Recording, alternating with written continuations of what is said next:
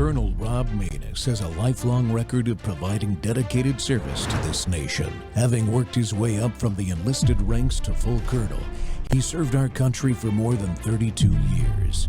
He has served as a bomber squadron commander, bomb disposal technician, Joint Chiefs of Staff Operations Officer, assisted the National Security Team with the campaign plan for the global war on terrorism. He authored the first theater nuclear war plan and served as the Vice Commander of America's largest airborne intelligence wing. Colonel Rob Maness is a true American hero.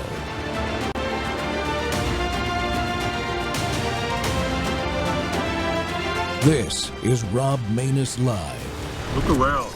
Look hard what's happening today. Don't rely on your legacy media because they won't tell you. They are part of the problem. They withhold the truth. They hide the scale of what is happening across the world. Ireland, Germany, France, Poland, Britain, Spain, Austria, Australia, and now even Japan and Osaka. Thousands marched through the streets demanding an end to mass immigration. This is no longer a ripple. This is a wave. The world is waking up. Western nations are demanding mass deportations. Native populations are rising. Nationalism is surging across borders. And the globalists are losing their control. Do you see a pattern yet? This is how you dismantle a civilization. Not with bombs, not with armies, but with something much simpler. Open the gates, erase the borders, invite the world in. Give them food, housing, and money that your own citizens don't have. And then make resistance illegal. Call anyone who speaks out a racist, a bigot, a Nazi. That is how you silence a nation. That is how you erase sovereignty. This is the globalist blueprint. Dissolve the identity of nations, outnumber their citizens, and replace their governments with a single world order. They don't need tanks when they can use demographics. They don't need soldiers when they have policies. The invasion is silent, but it is real. They call it compassion, but listen to their own words. One man in Germany admitted it. We have more children than you. In 10 years, we will outnumber you. We will take over. That is not conspiracy. That is the plan. But now the tide is turning. America saw through it when Donald Trump secured the border in 2 weeks, exposing the lie that mass migration couldn't be stopped. Across Europe, millions are in the streets. The fight for sovereignty is no longer isolated. It is global. This is war, not of bombs, but of demographics. Not of bullets, but of policies. A war to erase you in your own land. But the people are fighting back, and once awakened, they will not go back to sleep. My friends, we are all anonymous, and maybe, just maybe, the sleeping giant of sovereign nations has awakened. A new world order. A world where the rule of law, not the law of the jungle, governs the conduct of nations. We have a real chance at this new world order, an order in which a credible United Nations can use its peacekeeping role to fulfill the promise and vision of the UN's founder. Welcome back to Truth Thursday. The Rob Maness Show is live on Worldview Tube and our X Spaces simulcast. Well, stopping the globalist attack on our society is critical to save our society. Many Americans and freedom-loving people around the world, as you just saw, are becoming increasingly aware of the globalist agenda designed to bring all governments under centralized rule. But such radical change doesn't happen overnight. It is slow, strategic, and methodical, gradually eroding our defenses as a civilization and ultimately aimed at turning the world as we know it upside down. Unbelievable. Alan Paul Roberts is my guest today. He is spreading the message about what is happening and how we can do something about it and stop it. Robert's career has spanned over 3 decades across technology, manufacturing, international marketing, and entrepreneurship.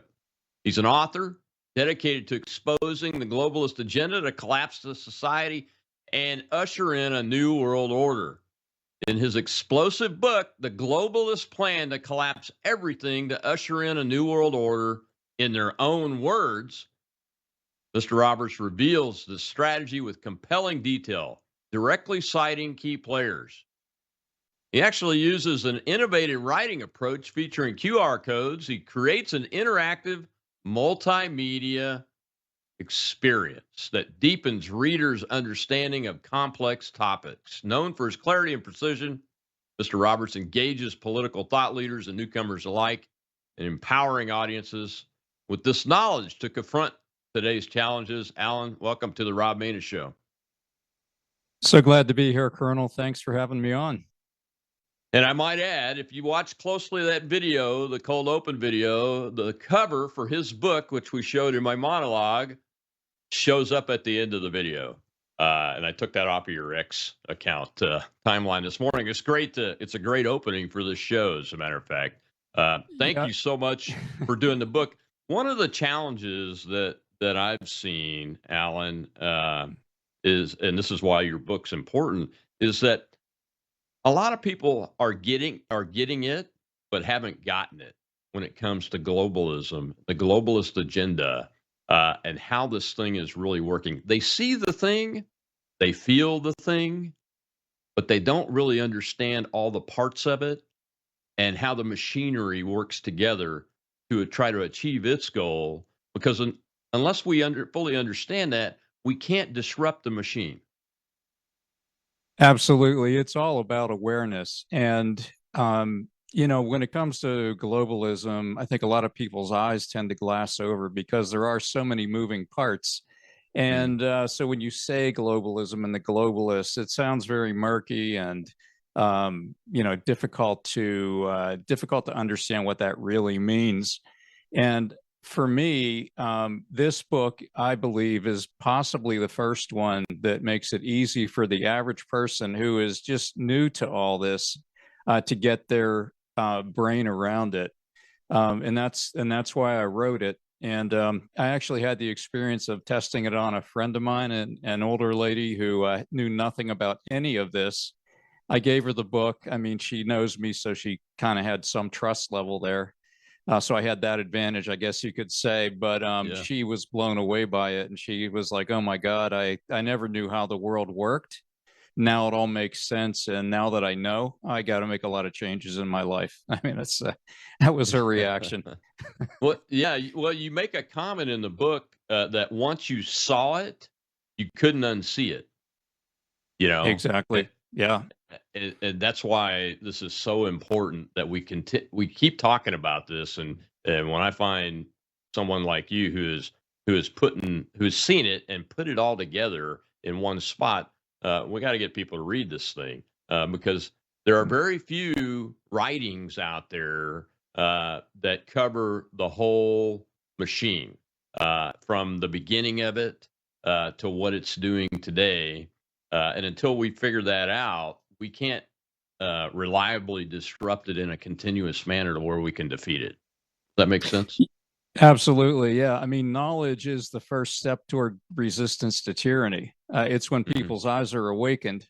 And, we've all, maybe all, but many of us have seen the movie The Matrix, and it talks about, you got the red pill and the blue pill. Which one do you want to take? Once you take the red pill, you're going to go down the rabbit hole and see how things really are. And I mean, that's an analogy, but it is a pretty valid analogy because your eyes are opened in it. And once you see it, once you start to see it and you start to connect the dots between, well, in the book, it's 11 collapse points, 11 pillars of society that are focused on specifically. But once you start to understand those 11 pillars that are under attack, from open borders to the medical system, and 9 other ones. But once you start to see those and think about them, then you see current events and you start to be able to connect them to one of those 11 pillars. And it's my contention that as people become aware of this, the next step will be to push back. They'll be actually enraged by it once their eyes are opened. And we saw a little bit of this with Trump and the DEI movement. When he came in and said DEI's out of government. They started taking it out of the military. Before you knew it, it's disappearing from stores. Big companies are taking it out of their mission statements, and it was a snowball that kept rolling downhill and became an avalanche to the point where now comedians are joking about it. I heard one comedian say, "We've just been given the license to be funny again because we don't have to worry about stepping on everyone's toes like we have been for the prior 4 years or so." Yeah. So you've done a lot of things, Alan. You had a lot of experience, especially in business and manufacturing and technology. What were the thing or things that opened your eyes that triggered you to be able to see this enough to know you needed to write about it? Well, there were a couple things that happened that then led up to one major event that was my tipping point. But I had done a lot of business in Europe with international marketing, and had spent a lot of time traveling to different countries in Europe and experiencing the cultures and really enjoying the culture. And the same for Japan and Australia. I've been to lots of different places, but when I first saw around 2011, the massive immigration coming into Europe, Western Europe, I was alarmed because at least the videos I saw at the time, which a lot of those have been taken offline, but the videos that I saw just pouring in, coming over the bridges, stuffed with them, coming over walls even. I mean, almost like Mm, like a zombie movie, some of these were, you know what I mean? Just the yeah. massive flood. It was shocking to me. And I thought they are going to lose their culture. Their culture is going to be so diluted, they won't know what it means to be a German or, an Englishman or, from Belgium or whatever it is.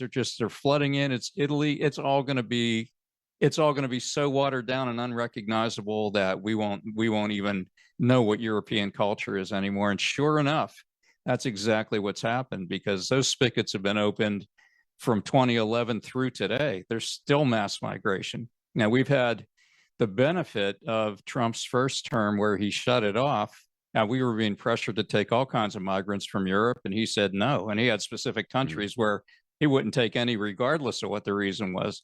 But then, of course, Biden got in, the floodgates were wide open. We had 4 years, who knows, 20 million or so mm, illegal immigrants. And now it's shut off again, but they've had it open this whole time. That was the first thing that opened my eyes, and really it was kind of led to a kind of feeling of despair, like, oh my gosh, there's no way to undo this. At the time it felt like, but the second thing that happened to me in April 2024, and I've explained this on a couple other podcasts. I'll be brief here, but what mm, happened is I woke up one morning in April 2024, one Saturday morning, late April, and I had something happen to me that's never happened before or since. I call it like a God moment. But I woke up at around 4 in the morning, and it was a flash of instant knowledge that's very difficult to describe. But I had this flash. I was wide awake, laying in bed, getting ready to get out of bed and use the bathroom. I had this flash of initially six pillars of society, American and Western, but primarily American society, that were all under attack mm, and in danger of collapsing. I didn't know what was being done. I just knew, like, as a fact, they are under attack and they're coming down if something doesn't change. And I was startled. I was shocked, startled. It wasn't a fearful thing, but it was just like, wow, an eye-opening experience. So I wrote, I keep paper and pen in the bathroom. I wrote them down, and I was just like, wow, what just happened to me? And then I tried to go back to bed, laid there a couple minutes, and I got three different pillars. mm, And I get up and write them down, try to get back to sleep. I'm thinking about these 6 plus 3, 9. And I got mm, two more. And I know some people say that sounds unbelievable, but I'm telling you, I'm a busy guy. I run a small business. I had no plans to write a book, but this was so clear. And so I could perceive this with a clarity I've never had in my life. And in that moment, after the last two, I was like, Mhm. God, what are you doing? Why are you showing me this? This seems like an odd thing, it's not Yeah. religious. What is going on? And I said, do you want me to write a book? I'm like puzzled. Do you want me to write a book? And if you want me to write a book, what's the title? And I'm telling you, that entire title that you just read, The Mhm. Globalist Plan to Collapse Everything to Usher in a New World Order, was instantly there. I mean, completely Wow. in a flash of a second, it was right there. There was no time lapse. I didn't hear individual words. I just instantly knew the title. And Wow. and then because this was so clear and unusual and overpowering, I Mhm. felt like I got to do it. I'm going to research, because I didn't know what was being done, like I said, but I'm going to Yeah. research these 11 and write the book. And so that's what I Fantastic. did. Well, Yeah. fantastic. We got to take a break. When we come back, we'll hear a little clip from I consider one of the fathers of globalism, Klaus Schwab, Oh. about who are the stakeholders. We'll be right back with a great author of a great book. I'm Rob Maness.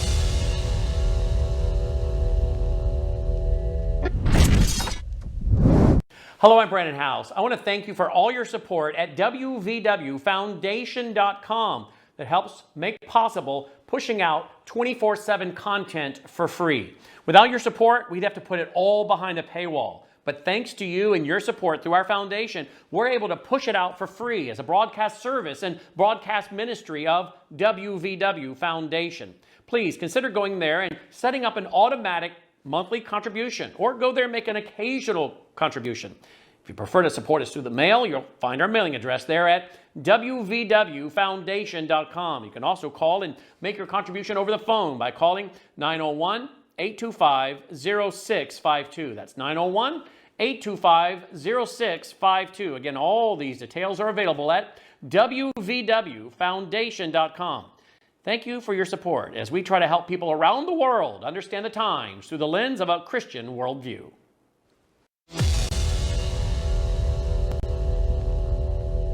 What type of stakeholders do we have? The constituencies. Stakeholders, we have, if I look at our stakeholders, we have business, of course, as a very important audience, and we have politics, we have continuous partnerships with many governments around the world. And of course we have NGOs, we have trade unions, we have all those different parts. Media, of course. Media, of course, and very important experts and scientists and academia. Because if we are looking at the future, I think we should look at new solutions, and the new solutions will be very much driven by technological developments. And we even have, you even have religious leaders, right? We have religious leaders, we have social entrepreneurs, very important social entrepreneurs. Thursday, we're talking about that man's baby there, globalism, and the threat it has to every society, but especially the American society, and how we can identify what it is, what it's doing, how they're doing it, and then develop tactics, techniques, and procedures, to use military terms, to disrupt that globalist attempt to create a one world government. My guest today is the author of a book that gives us those tools and identifies those things for us, Alan Paul Roberts. Alan, that clip is very telling. A couple of things out of it. One is Schwab covers all of his stakeholders in that, which includes religion, religious leaders, and those kind of things. You know, most people go, business, politicians, et cetera. But then he goes into the media, religious leaders, and the three most important things, what? Scientists, academia, that kind of stuff. That is where their biggest amount of rot is when it comes to globalist infestation in the institutions of the United States, is in those areas. Yeah, I would agree. It's rot, and unfortunately, it's also power. They've corrupted these institutions that you're mentioning here, but in the process of corrupting them, they've also for the most part, taken control of them, or taken enough control that that it is really a dangerous situation. You know, in the book, we talk about a lot of these different systems, and the banking system, in my opinion, is actually the control point where they have the most power, and where, you know, as citizens of the U.S. and of any Western nation, we're under the most threat, because that is on a razor's edge right now. What the Fed did when they, which is just one central bank of many, right? It's the U.S. central bank, but what the Fed did when they raised those interest rates from near zero to around 5%, they put almost every bank in the country in danger of being underwater with their assets, their treasury bills, which had been, you know, valued around between, you know, say a tenth of a percent to maybe 1%. Maybe some older ones were 2 or 2.5%. But when you raise the rates to 5, everything is now a ratio of that value. So if it was 2.5 and now it's 5, your treasuries are worth half what they were. If it's 1 and now it's 5, you took an 80% drop in value. So if there's a run on the bank, then they will have to cash them in at a loss and be in danger of going under, at which point they'll be forced to do a bail-in, which they can legally do, to take your money and give you bank stock in return.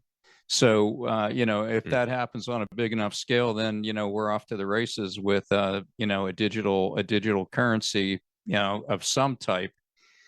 So, which is why I believe the Trump administration is trying to get control of that digital currency on their own terms before they're forced to take a central bank digital currency on terms they don't want. The idea of the centralized bank digital currency, for those of us that have been watching this and working to develop methodologies to prevent it, is one of the, when coupled with things like real ID, is probably the central threat to the individual's freedom, right?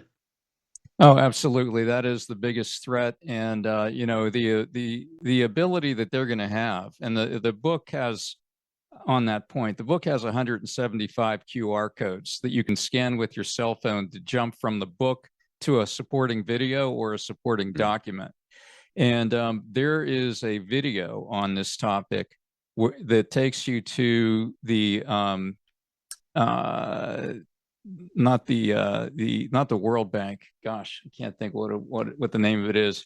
But the leader of this bank is basically discussing in detail, like right out loud, the control that they'll have. He talks about they'll have the control to be able to turn your money off, to turn it on, to decide what you're allowed to spend it on and not spend it on. I mean, it's absolute control. There's no government in the you know, intervening in here. So we're at their mercy. Under their plan, we will be at their mercy if we let them, you know, take it to that level. And we've had windows into that threat in reality in the pandemic, right? I mean, what happened in Canada with the trucker protesters up there that completely shut down their money completely, right? The way I understood it. Yeah, they did. They froze their bank accounts. They were able to do it so quickly, and that's even without this system. So you can see, you can imagine if they had a system where all your money is digital, where there's no cash, where things just work on a whole different system. You know, we saw the level of tyranny that certain governors were implementing, you know, in New Jersey and other places. You know, we saw the businesses that were forced to shut down. We saw what happened when they tried to buck that system. So you can imagine if they had the absolute authority to be able to turn your money off and on, you know, digitally from a computer terminal, right? You could just imagine how that could be abused. Well, yeah, and if you have no cash, no legal tender other than digital, I mean, you're really, as my dad would say, you're up a creek without a paddle. Oh, absolutely. So that is my biggest concern. You but they have control over so many systems. You're talking, you're going back to what Klaus Schwab was saying there and naming all these stakeholders. Yeah. If you combine, the banking system with the United Nations and the World Health Organization, which, thank God we were pulled out of that by Trump.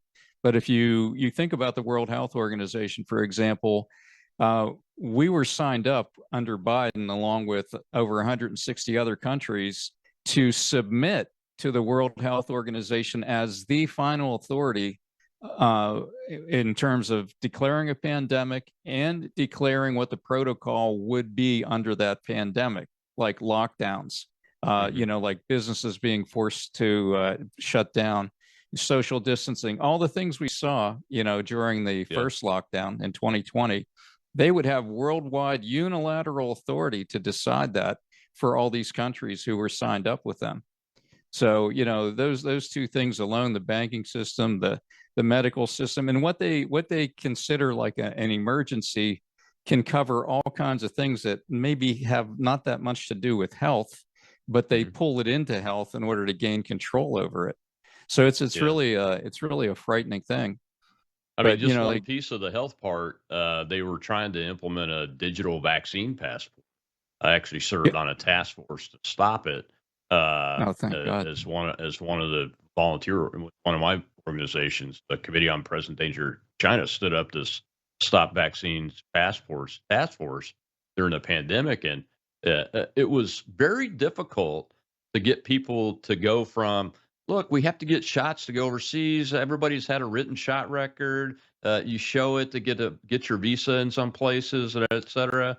And making the step to a digital vaccine passport where you're controlled every time you want to travel. It could even control you going from state to state, or even outside of your neighborhood or out of your house, even, is what was being discussed by these globalist organizations. Well, we can fence off someone's house and prevent them from leaving the house.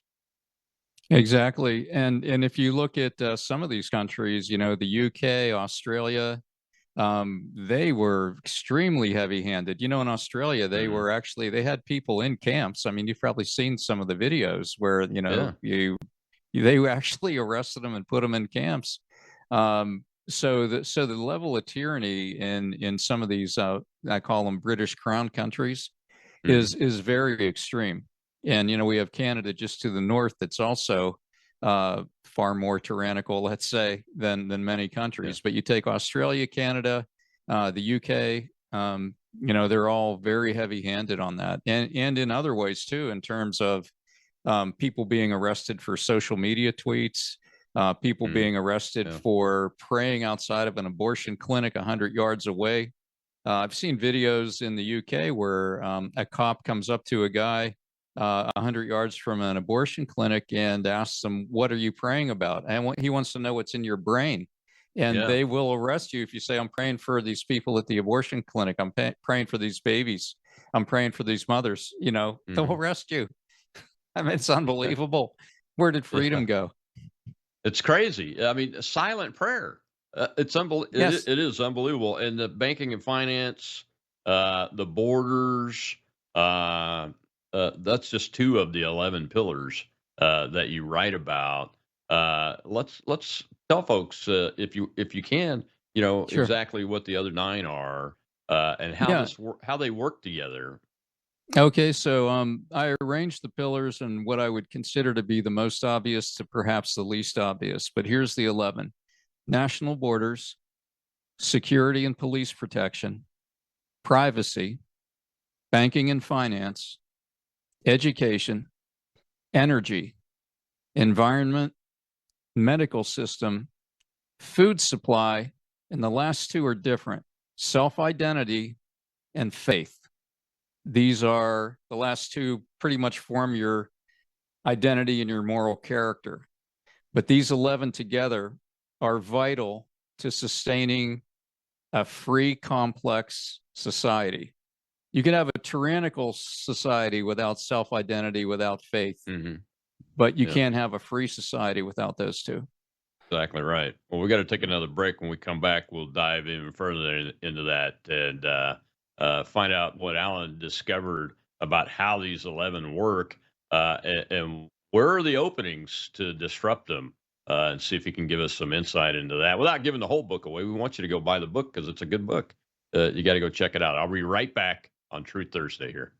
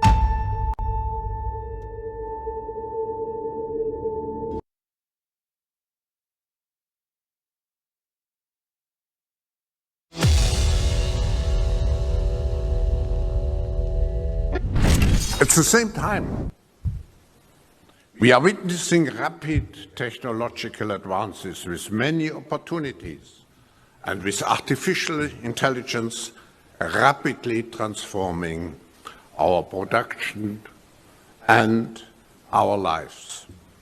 And breakthroughs from the fourth industrial revolution provide new opportunities for global prosperity and growth. All those factors will have a profound impact on the future of humanity, provided we are able to work together. To drive future economic growth, we must embrace innovation and foster collaboration across sectors, regions, nations, and cultures to create a more peaceful, inclusive, sustainable, and resilient future. At this critical juncture, the active participation of all stakeholders is essential to ensure a sustainable development path. I'm delighted that close to 2,000 leaders from multiple sectors representing some 80 countries and regions have come to Dalian for this year's meeting. Welcome back to the Rob Maness Show. It's Truth Thursday, and globalism is real. You heard one of its leaders. I know he's retired from the World Economic Forum that he founded, but Klaus Schwab there talking about how the collaboration of these stakeholders has to be forced. That's the key phrase in all that word salad you just heard. Forced collaboration. Of course, we're talking about government force, societal force, but mainly government force. And my guest today is the author of a great book about this, how to identify the agenda using their own words and to look at that. The title's The Globalist Plan to Collapse Everything and Usher in a New World Order. And it's very important. Alan Paul Roberts is my guest today. Alan, we see one of the things I wanted to talk to you about today is we see how the elements of the 11 pillars infiltration, that's what I call it, the infiltration of these pillars. There are certain ones that we see have impact visibly every day right now. The national borders piece, the education system, and the self-identity environment systems are all infiltrated and working together. And what I mean by the evidence that you see every day is For instance, let's just take for instance, the anti-ICE protests. I don't call them protests, really. That's the wrong word. They are insurrection operations that most often include violent direct action and are organized quite often by Antifa, domestic terrorists, and their funders through various non government organizations. But they're all using those particular pillars to get this job done. Yeah, and you mentioned their funders. That's really what we have to focus on is where's the money coming from. So like George Soros's Open Society Foundations and so many of these non-government organizations that have incredible funding and the ability to coordinate their efforts along with the goals of the World Economic Forum and the globalists behind lots of these organizations. But I agree, they really do work together. If you take the first two, national borders and security and police protection, you can see how those tie into each other because they opened the border wide open. And at the same time, they defunded the police. So there's not only less police, but they made them less confident in doing their job, afraid of being sued or doxxed or not supported by their mayors, or the criminals getting right out on the street an hour after they're, arrested because there's cashless bail now. So these two things go together, open the borders and make the people less secure.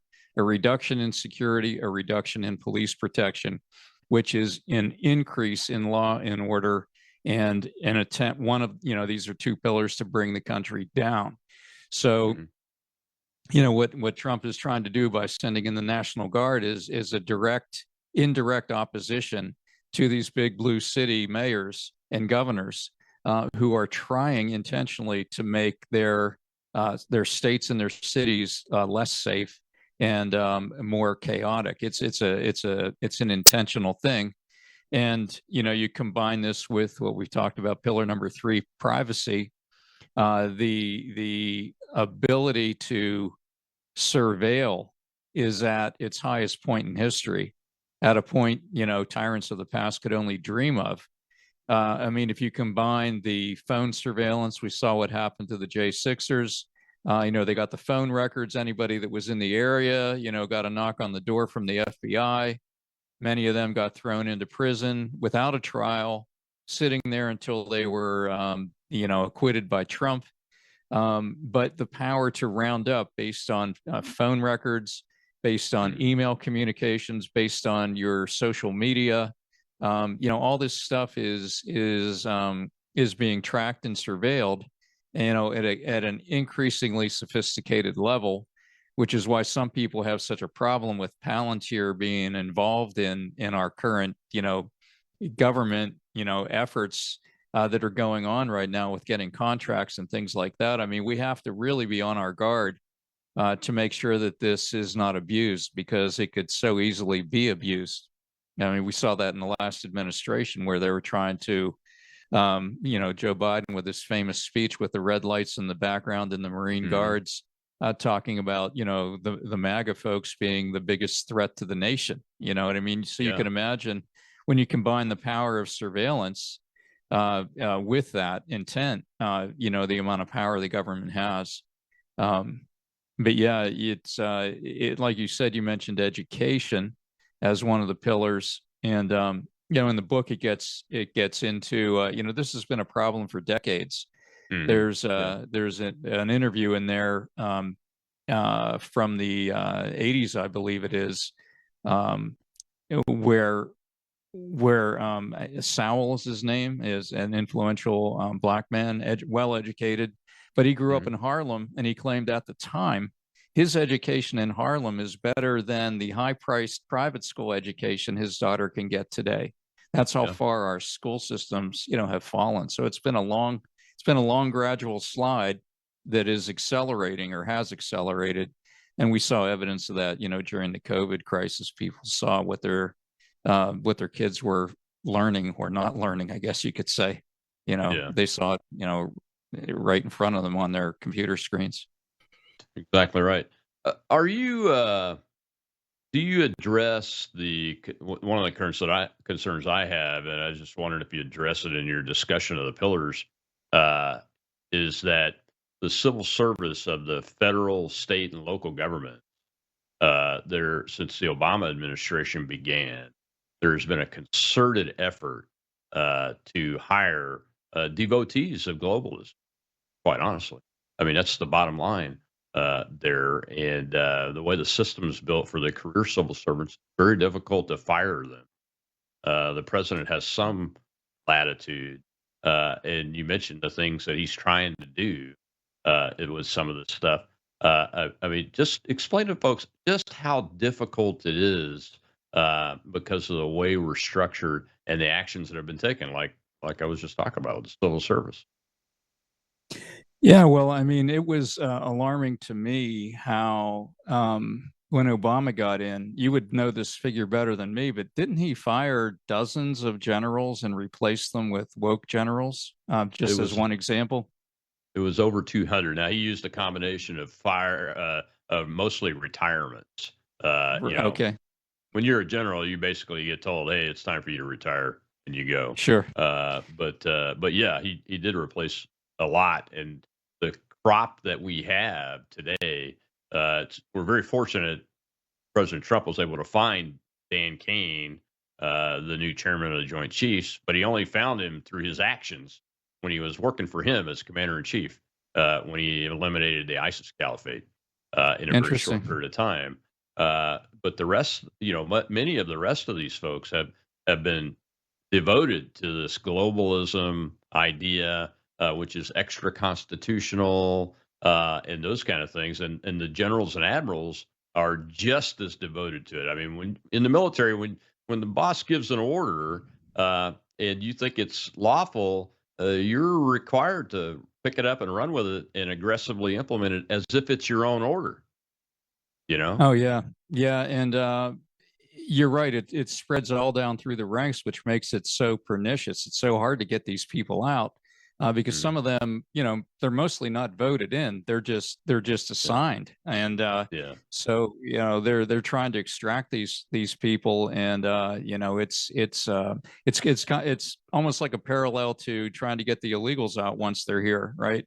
I mean, Hmm. it's at a very rapid pace now, but there's so many to get out that it feels like an almost impossible task. And I think it's the same with, what we'll call the deep state, the people who have been assigned. And it even includes judges, all the judges. We see what's happening Hmm. with all the pushback. Every time Trump tries to take two steps forward, it's one step back with some judge saying you can't do that. And then you get delayed. Then you go up to the Supreme Court. And then finally he's free again to keep moving forward. But Hmm. that goes all the way down through these agencies. I mean, I've heard different people talking about some of the people really just one or two layers down and the problems they're causing even at the Department of Justice.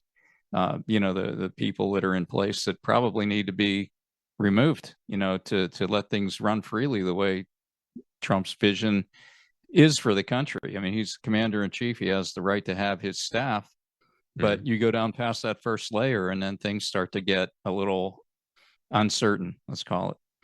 Yeah, it's just like his role as commander in chief. There's no other part of the Constitution that gives any power to anybody to overrule Donald Trump's powers as commander in chief to do things like send the National Guard in and nationalize them or declare an insurrection is taking place. The Congress doesn't have a role in that.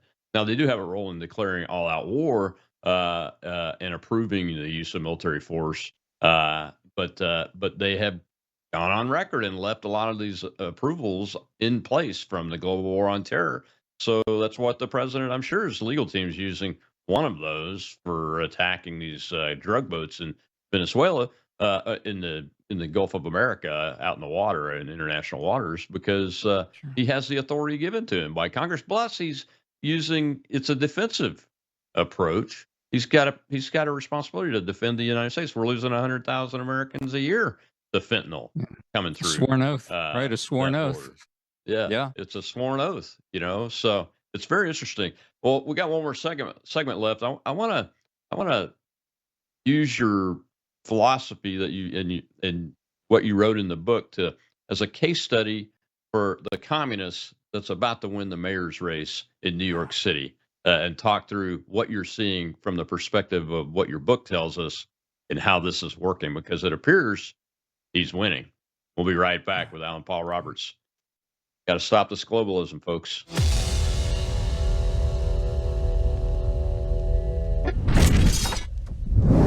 News is moving faster than ever, and so are we. Worldview Tube brings you 24/7 live stream coverage and now real-time alerts when it matters most. Once you have the Worldview Tube app installed, exit the app and navigate your way to Settings. In Settings, locate the tab labeled Notifications. Select the Notifications tab. Scroll down until you locate the Worldview Tube app icon. Select the tab, and here you can turn on and customize your notification experience for the Worldview Tube app. News doesn't wait, and neither should you. Turn on push notifications to stay informed. Every headline as it happens.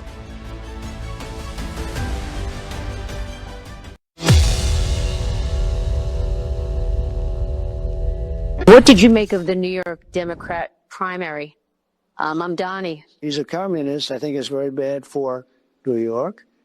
I don't know that he's going to get in. It's inconceivable that but he's a communist, and he's a pure communist. I think he admits it, but I can't imagine it. But let's say this. If he does get in, I'm going to be president, and he's going to have to do the right thing, or they're not getting any money. He's got to do the right thing. It's shocking that I would have assumed that I used to say we will never have a socialist in this country. No, but we'll have a communist. I mean, he's a communist and going to be mayor of New York. So I was very surprised when I said, I never heard of him. I don't know who he is. Well, he said he's going to fight ICE. He's not going to allow ICE to... He'll be very unsuccessful. And he said if Benjamin Netanyahu comes to New York, he's going to have him arrested. Oh, he's a radical left lunatic. Welcome back to the Rob Maness Show. It's Truth Thursday, and Mandami is a case study. Today's guest, the author of this great book about globalism, that gives you a set of lenses and a framework to view the globalist agenda through, identify the different pillars that the agenda is using using that framework, and then identify how can we disrupt it. And my guest is the author of that great book, Alan Paul Roberts. Alan, the Mandami is a case study in this. I mean, he is a immigrant. He's a naturalized citizen. I think he's only been a citizen for 7 years. He's really not had anything but a government job. He's an Islamist and Marxist, so the Red-Green Alliance, what we talk about there, that has been that is co-opting globalism, in my opinion, or working with it. Maybe it's a Red-Green Globalist Alliance. What's the color for globalism? Blue. So Red-Green-Blue Alliance is there. The security and police protection piece is there. He has said he will defund the police, and he wants to send social workers to calls first, if at all possible. You know how that's going to go. And it just goes on and on and on, right? Tell me I'm wrong. No, unfortunately, you're 100% right on. And to me, this is partly a reflection of the low quality and the failure to teach history in our school system. I mean, you and I grew up having an understanding of what communism was. I mean, you go back through, the Vietnam War, North versus South Vietnam, the domino theory of nations falling as the communists took over more and more. I mean, there was the USSR and all the countries that fell to communism for 70 years until that was finally disbanded. But people don't understand what's at stake. So they believe these lies. They believe these socialist, communist lies that, oh, yeah, the government can take over the grocery stores. The government can take over the housing. He was just quoted recently. I saw, recently I saw a quote that went back actually a couple years where he's talking about possibly abolishing private property, that, we should look at how can everybody have housing? And if that means the end of private property, then so be it, because, the end justifies the means. I mean, this is like crazy land, would never have been accepted. But yet, you see in education, these college professors, they're spewing this philosophy. So it's no wonder he's popular with all the college age kids, because they're buying the lie. It's such a failure of our education system. Yeah, it is. I'm glad you brought up the grocery stores, because food supply is one of the 11 pillars you write about. I mean, most people, when you see the term food supply, you might think of food security, which we hear a lot of the agriculture secretary Brooke Rollins talk about these days, because there's some threats out there from China that we've disrupted and intercepted, and some that we think they've been successful with over the years. But this is taking over the food supply by government, which every American that's over the age of 40 knows that that's never going to work. You're going to end up with pictures and videos of long lines and bare shelves. That's the way it works with government trying to do. Always, always. When government tries to control things that are controlled by supply and demand, it always fails. I mean, and they'll put price controls in to try to hold the price down, then the supply dries up, and then then the underground market comes in, and people are willing to pay whatever they have to pay to get it. But it's not just government with these globalists; it's the union, the merging of government and big corporations. These mega corporations, are really part of the whole control system. It's a public-private partnership. You hear that expression. That really is what it is with these major companies, these non-governmental organizations. They all kind of work together. But without the companies and the money that's behind the companies, they would not be able to have near the power that they do. In the book, there's a section called "Who Owns the World?" Who owns the world? And it's the best video in the whole book. There's a QR code; it'll take you right to it. In that video, they do a live Yahoo business search. You go in through Yahoo Finance, Yahoo Business, and you just look up who owns this company, who owns that company, who owns Boeing, who owns Airbus, Coke, Pepsi. Take every competitor, Microsoft versus, all their tech competitors. And then what you find out is they keep rolling it up. Who owns it? Who owns it? The same small group of companies own it all. And then it comes down to eventually, Vanguard, BlackRock, and State Street are the big three, the big triad at the top. And then they own each other's stock. But in the end, Vanguard has the greatest amount of control. So in a sense, Vanguard owns the world.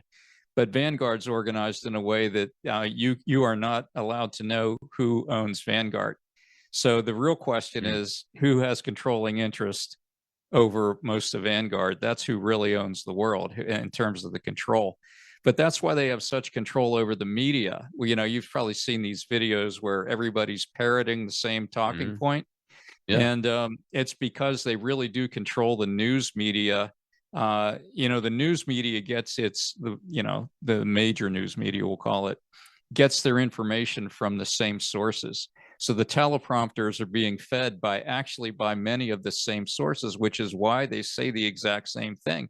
Because their teleprompter feeds are getting information from these research organizations that really supply the big news feeds, and all the way down to your local news. Sometimes there's a video in the book where everybody's saying "Build Back Better" at the same time, and I don't know if you can. This is a graphic from the book where you see the parrots there, and the parrots are there because everybody's parroting the same phrase, "Build Back Better," and you see all these government leaders, 30 or 40 of them saying "Build Back Better," which happens to be Joe Biden's campaign slogan, which was a signal to all these other globalists that, hey, we're on the same page, build back better, which really means burn it to the ground and then rebuild the world order, new world order. That's what they really mean by that.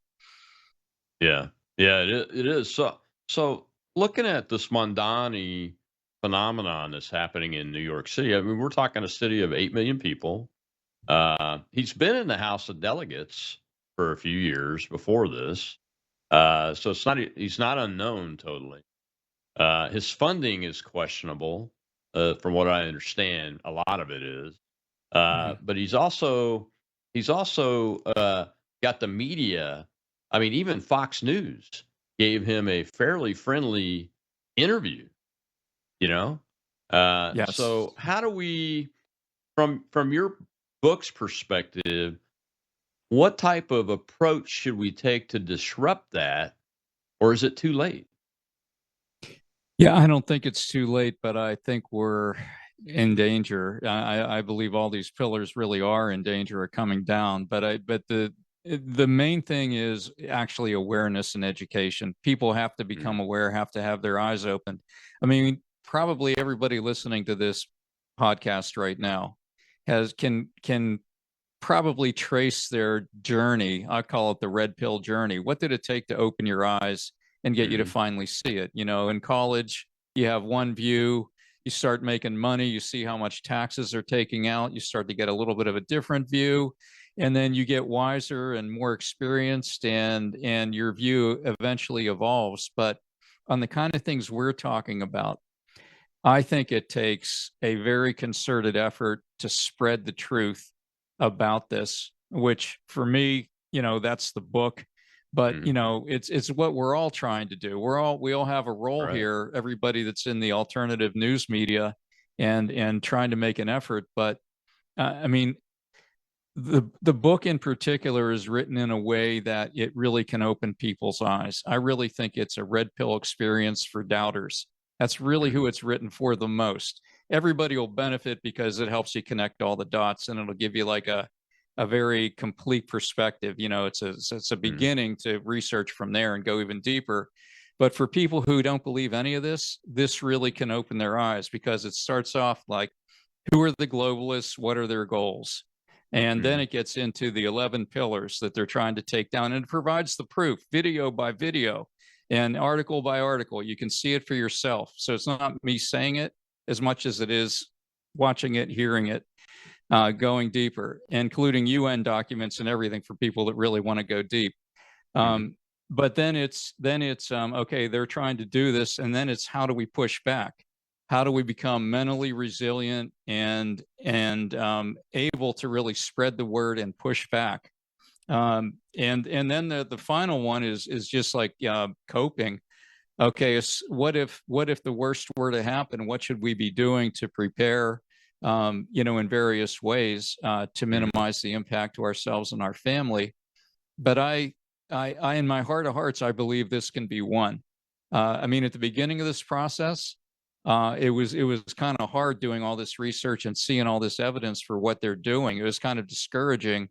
But as Mhm. I kept going, I felt like, no, we can. I started seeing people's reactions as their minds are being opened to the truth Mhm. of this, and it causes an awakening where people have two reactions. It's like no and hell no, you know, Yeah. and we want to get them to the hell no stage where they're pushing back hard, because that's where things start to really happen. But Yeah. however we do it, we have to wake people up. That's the way it changes, just like it did with the DEI that I think I mentioned earlier. Mhm. It became a Yeah. movement, and now everybody's like, we're done with this, you know. Yeah. A good place to start with to get people to do to the hell no is New York City right now. Got Yes. an election in 2 weeks, or less than 2 weeks now. Brandon Strock of the Walkaway Movement, by the way, is up there working. You should go check him out, folks, if you haven't seen it. Another good place to start is all these blue cities that are having Oh, people out there attacking ICE agents and attacking independent media journalists and those kind of places. Everybody needs to get to the hell no really fast in those areas for sure. But yeah, I like that. Let's get to the hell no. This is a great companion book to the book that I talk about a lot, and that's General Flynn and Boone Cutler's "The Citizen's Guide to Fifth Generation Warfare," which is really all about the independent messaging, not yeah. just independent media, but of citizens too, and being able to defend yourselves from the corporate and government messaging trying to be inserted in your brain. Well, Alan, thank you so much for uh, previewing the book for us here on the Rob Maness Show. Got about 20 seconds left. Tell folks where they can find you and find the book.